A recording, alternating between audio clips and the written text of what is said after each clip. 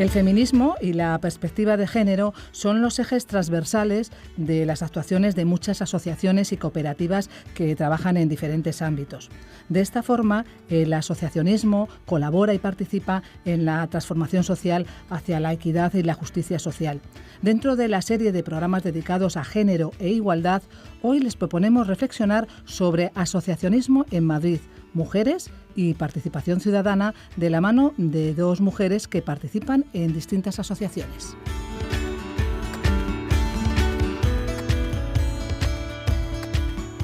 Hola, bienvenidos y bienvenidas a un programa más de la serie Género e Igualdad. Yo soy Sara Sama, profesora de Antropología de la UNED, y hoy estoy aquí con Silvia Nanclares de la cooperativa feminista Pandora Miravilla. Hoy queremos hablaros, Silvia y yo, sobre el panorama del asociacionismo en Madrid.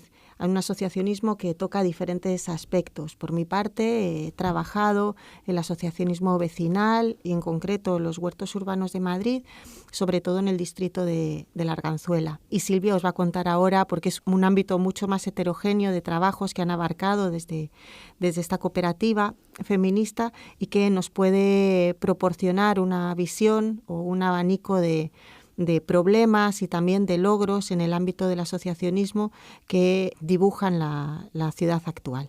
Hola Silvia. Hola, cuéntanos tal, un poco qué es Pandora y qué ámbitos trabajáis. Bueno, pues Pandora es una cooperativa formada por mujeres y con una mirada feminista, y trabajamos mucho en intervención socioeducativa y visibilización y prevención de la violencia de género. Y en el tema que nos ocupa hoy, nosotras sobre todo hemos, a través de diversos proyectos, hemos tenido experiencias y contactos con asociaciones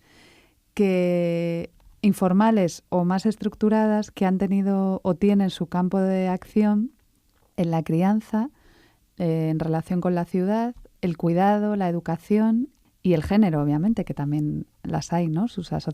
Las asociaciones feministas, ¿no? También tenemos relación a través de un proyecto que es la Red de Patios Inclusivos y Sostenibles con AMPAs o AFAS, que, bueno, luego vamos a ver qué especificidades tienen ese tipo de asociaciones, ¿no? Pero bueno, este es un poco el espectro que creíamos más interesante que podíamos traeros hoy. Uh-huh. Sí, entre las dos yo creo que aportamos asociaciones tanto formalizadas como no formalizadas. Yo creo que este también va a ser un punto que nos va a ayudar a diferenciar un poco cuáles son las dinámicas.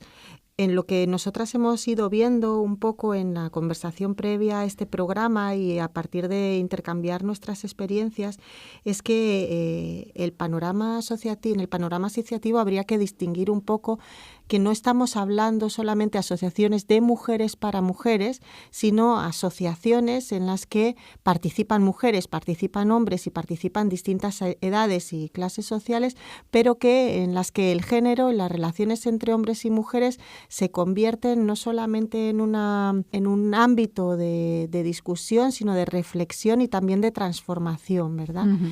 Y por eso nos parecía que estos ámbitos diversos en los que habéis trabajado vosotras y en los que he trabajado yo podían aportarnos. Uh-huh. ¿Podrías decirnos, Silvia, cuáles te parecen a ti que han sido las principales vías de participación de las mujeres en este abanico diverso de asociaciones?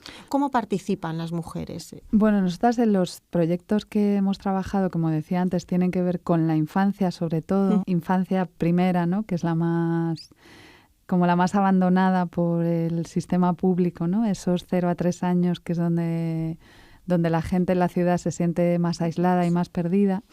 Pues ahí hemos visto cómo en los proyectos donde hemos trabajado con este rango de edad, las mujeres se sienten interpeladas o de repente se sienten casi obligadas a participar porque ven cómo la crianza en las ciudades está totalmente recluida al domicilio y a la privatización. O sea, tú te lo guisas, tú te lo comes. Aquí si tienes un bebé es porque tú has querido.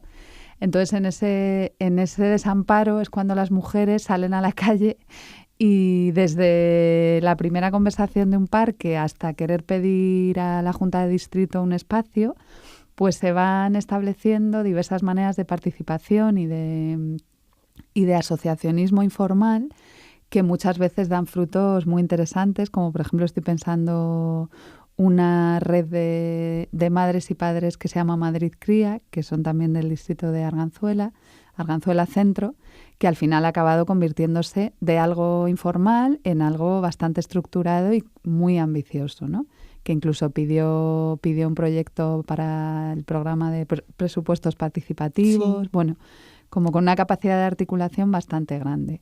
Entonces, en nuestro caso, lo que hemos visto es que las mujeres, digamos que dan el paso a la participación, incluso mujeres que nunca no han tenido experiencia en el campo del asociacionismo, porque sienten pues que la sociedad les está como escamoteando unos servicios, ¿no? Entonces, que tienen derecho a solicitarlos.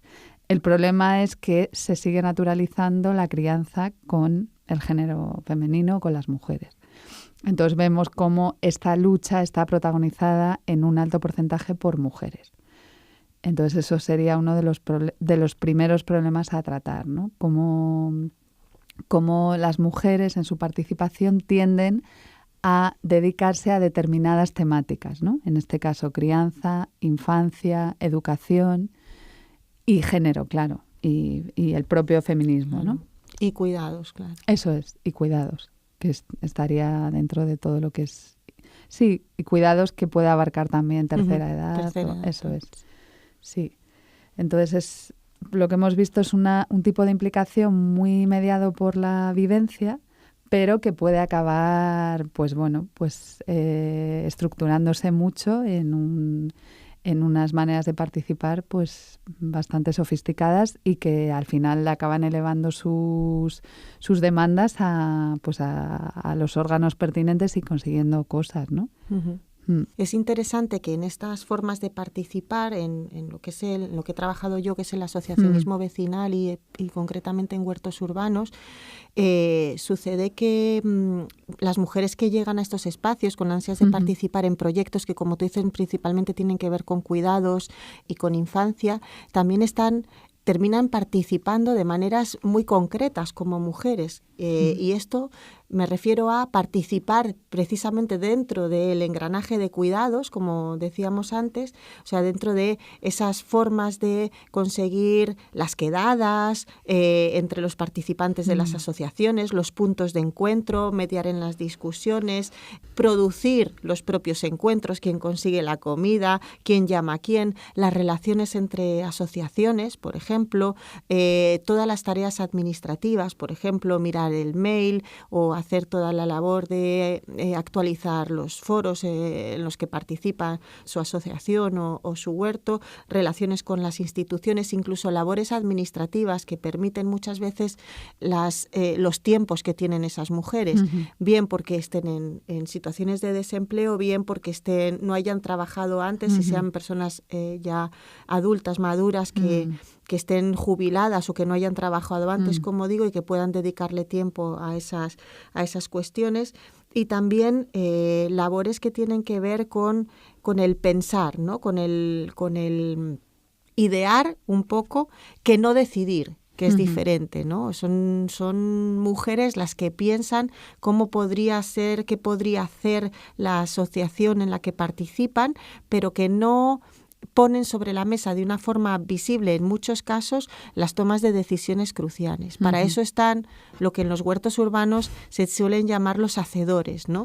Que son los que precisamente por esa capacidad de acción suelen ser hombres de 50 y tantos, 60 años, que por sus habilidades prácticas y materiales también toman decisiones que aparentemente son banales, pero que en el caso, por ejemplo, de los huertos urbanos son decisivas para el diseño del espacio y para sus usos, ¿no? Es el que pone una valla, es el que decide dónde planta un árbol, es el que decide dónde se pone o no se pone la caseta y por qué, y dónde se puede poner una mesa alrededor de la cual reunirse, y que por lo tanto sí que son cuestiones en apariencia banales, inciden directamente en cómo se va a usar el espacio y quiénes y cómo van a usar el espacio, en lugar de dónde van a estar, por ejemplo, los niños dentro de un huerto. Y eso va a incidir, por ejemplo, de forma fundamental a cómo una mujer se va a sentir con sus hijos dentro de un huerto y cuánto de incluida es en ese proyecto o no a la hora de participar, ¿no? Claro, como tú decías, o sea, yo creo que nosotras, además de ocuparnos de los contenidos o del contenido de las luchas, tenemos siempre un ojo en las maneras de hacer, ¿no? En los procedimientos y en querer buscar ese entendimiento entre las partes, que es que son roles que nos vienen dados también por los mandatos de género, ¿no? Entonces sí que es muy, muy llamativo los estilos de participación, ¿no? Esto lo cuenta muy bien Carolina León en un libro que se llama Trincheras permanentes, que claro, lo dice el propio título, ¿no? Permanentes, ¿no? Entonces, eso mismo que tú decías, los hacedores siempre estarían en la vanguardia y las mujeres muchas veces nos quedamos en la retaguardia. Y además son papeles que nos hacen sentir cómodas y que perpetuamos muchas veces nosotras mismas y, por supuesto, también esos hacedores que quieren estar en la vanguardia, ¿no?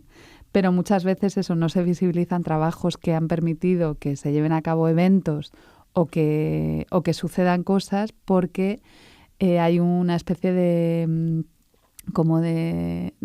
falta de prurito de figurar por parte de las mujeres, ¿no?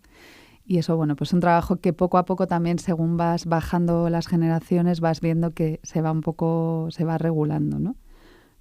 En ese sentido había una cosa que tú llamabas, que me gustó mucho el término, espacios metafeministas dentro de las asociaciones, porque precisamente el que sean espacios heterogéneos en términos de edades también ha permitido que muchas de las mujeres, entre comillas, yo creo que más jóvenes,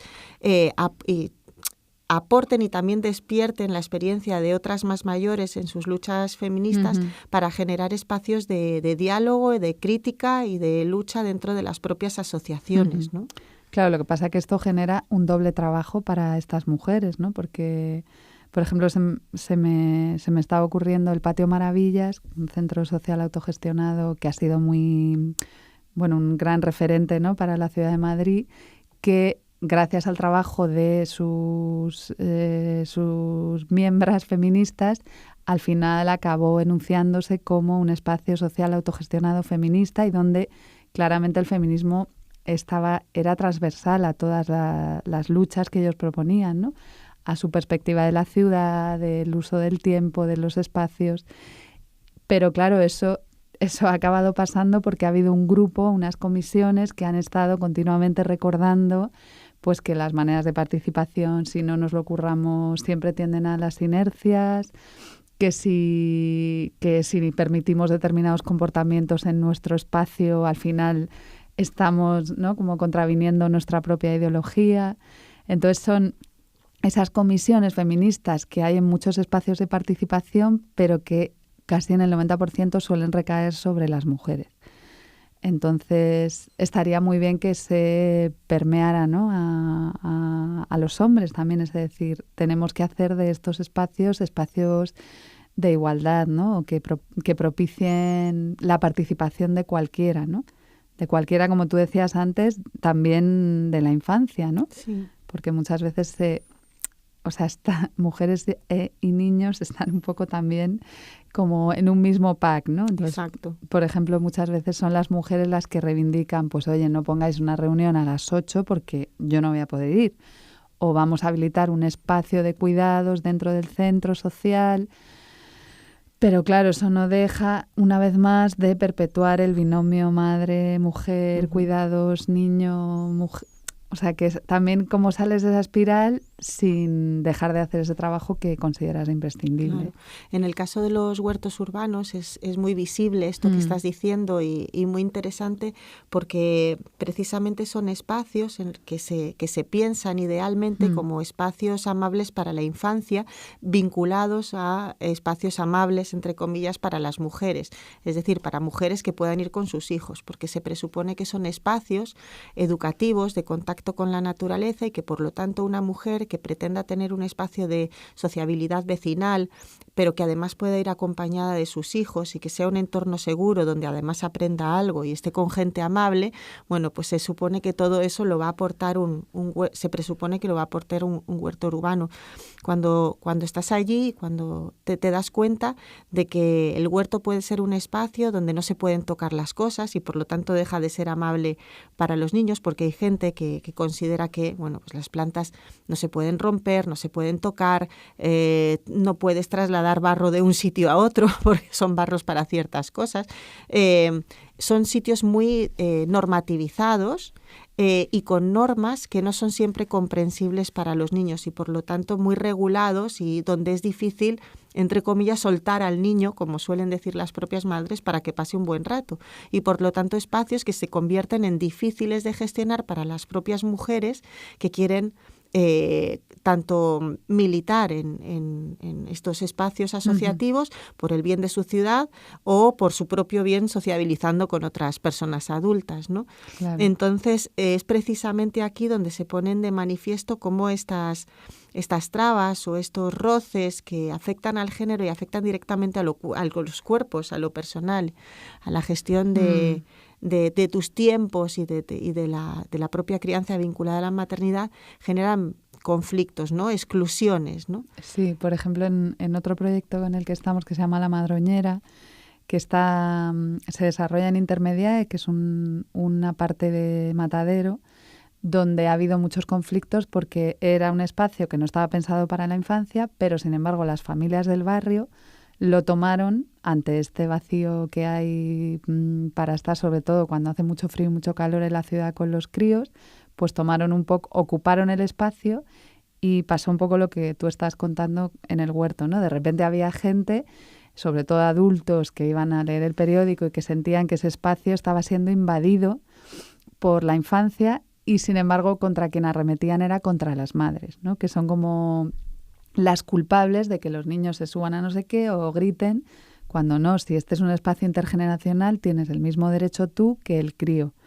Que es verdad que a lo mejor la acústica hace que si grita sea molesto, pero bueno, no vamos a arremeter contra la madre, ¿no? O el padre en algunas ocasiones.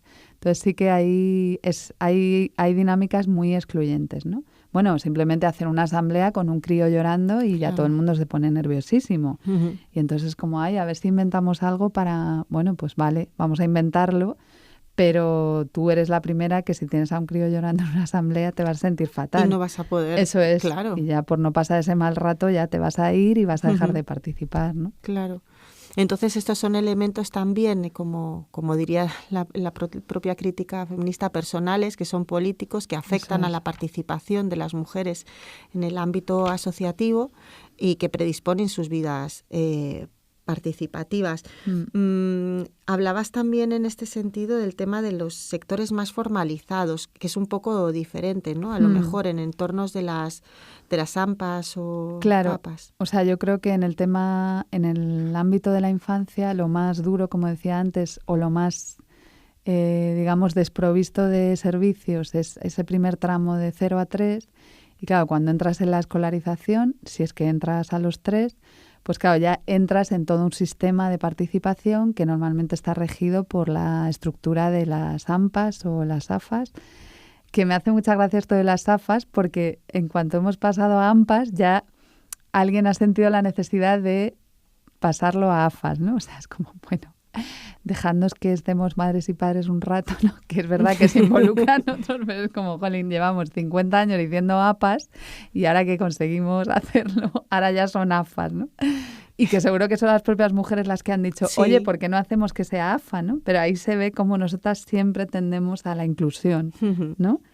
Y bueno, pues en estas estructuras de asociacionismo, yo creo que los padres cada vez más se van implicando, pero en la mayoría de los colegios, vamos, si llegas a un 70-30 de participación, 70 mujeres, 30 padres, también ya es un exitazo. O sea, lo que te sueles encontrar es un 90 de participación. Bueno, tú lo vives, ¿no? También personalmente. Y en los casos en que es más equilibrado suele estar mediado por la clase social, ¿no? Suelen ser, pues eso, en barrios pues más privilegiados y con unas profesiones que quizá lo que permiten es que los padres se impliquen más. Más flexibilidad laboral. Eso es. Y más simbólicamente como que se ha repartido más eso, ¿no? Entonces yo creo que en las AMPAs, aunque sea puntualmente, pero no conozco, o sea, o no tengo estudios, pero bueno, sí que por ejemplo, en la red de patios inclusivos se ha dado que es un proyecto donde se está pensando cómo se habitan los patios y cómo los usan niños y niñas, que ya sabemos que también está súper mediado por el género.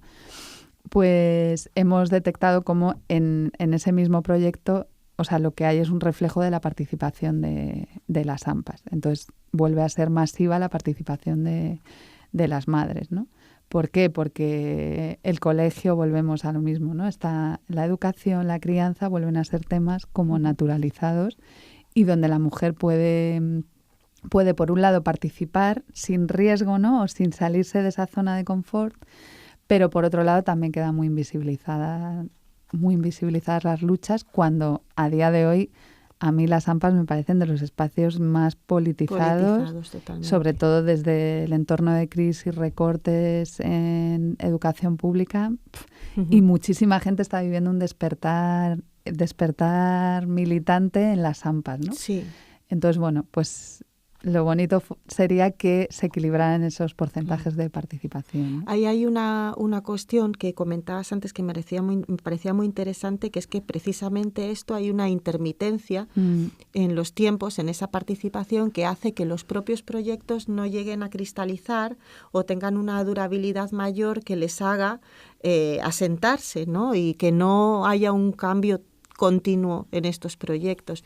Y es que precisamente como están protagonizados por mujeres, con tiempos de mujeres, hace que pasemos de una pantalla a otra según los tiempos nuestros y de la maternidad y de nuestros vástagos. Pues cuando terminas de estar metida, como tú decías, en tiempos de niños de 0 a 3, pues pasas a la Asociación de Padres y Madres.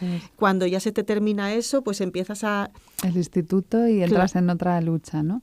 También yo creo que eso tiene mucho que ver con que los centros educativos se han cerrado mucho a los barrios, ¿no?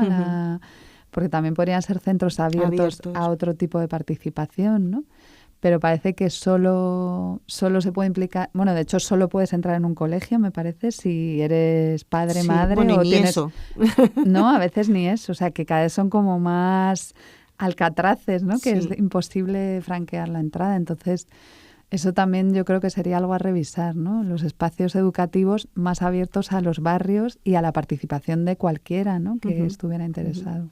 A pesar de este panorama que hemos pintado un poco, bueno, pues yo no diría sombrío, pero sí turbulento en términos de muchas cosas que pueden escocer, pero que también nos hacen avanzar, yo creo que merecería la pena apuntar algunas de las vías de apertura o subrayar algunas de las vías de apertura que está habiendo en este panorama asociativo, por lo menos en la ciudad de Madrid, ¿no? Sí, a mí me parecería importante reseñar cómo los discursos feministas se están democratizando, ¿no? Y como que están cada vez siendo más porosos. Y nosotras, por ejemplo, que trabajamos mucho en institutos, pues a pesar de esta alarma de la que siempre hablan en los telediarios, que parece que no sé, hay como un deseo de pintar a la juventud como muy derrotista, ¿no? Como en un entorno o de una manera muy derrotista. Nosotras vemos que cada vez hay más chicos feministas que están en contra de la violencia, que impiden situaciones de acoso, de bullying. Entonces, yo me esperanzo con esas generaciones, ¿no? Que pienso que luego cuando salgan del instituto y también participen, ya eso lo van a llevar un poco de serie, ¿no? Entonces todo eso, el discurso feminista, el discurso de la igualdad, el de la diversidad sexual, la diversidad de género, todo eso ahora mismo es su día a día, ¿no? Entonces creo que eso augura por lo menos unos futuros más favorables para la participación de las mujeres, ¿no? Totalmente. Y luego también apuntar por lo menos en lo que he visto yo, como desde que empezó la crisis económica, pero después con los movimientos que surgen a partir del 15M, se abre mucho la participación en esferas que tienen que ver con la ciudad.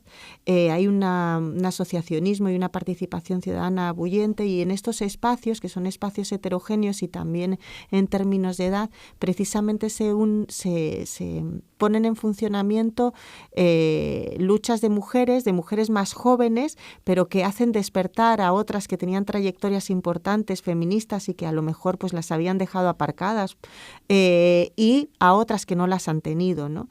Entonces son espacios que no necesariamente tienen que ver con el feminismo, con el género, pero en los que se pone de manifiesto diálogos entre hombres y mujeres que empiezan a dinamizar estas luchas feministas, ¿no? Las de los tiempos, las de cómo se dicen las cosas, como decías tú antes, las de cómo se organizan los cuidados por el otro, cómo se llegan a los consensos y entre quiénes, respetándonos, cómo se organizan los tiempos. Estas empiezan a ser cosas, o son cosas que en espacios que antes no eran importantes comienzan a ser discutidas, o por lo menos escuecen en determinadas situaciones y se hablan, ¿no? Y esto es lo que también hace avanzar, yo creo, la lucha feminista y el cambio, ¿no? Eso es.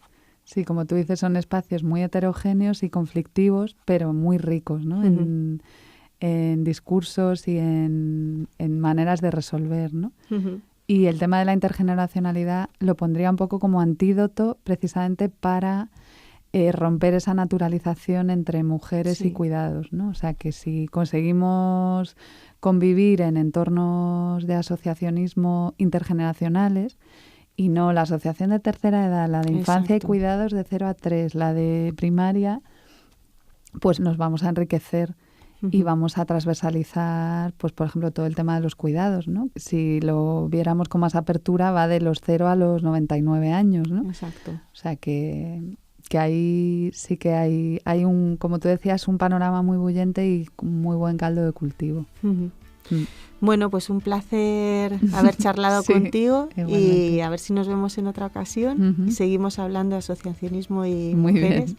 Y para cuando lo hagamos, que el panorama sea todavía más prometedor. Mucho mejor. Bueno, gracias, Silvia. Gracias a ti, Hasta luego. Hasta luego.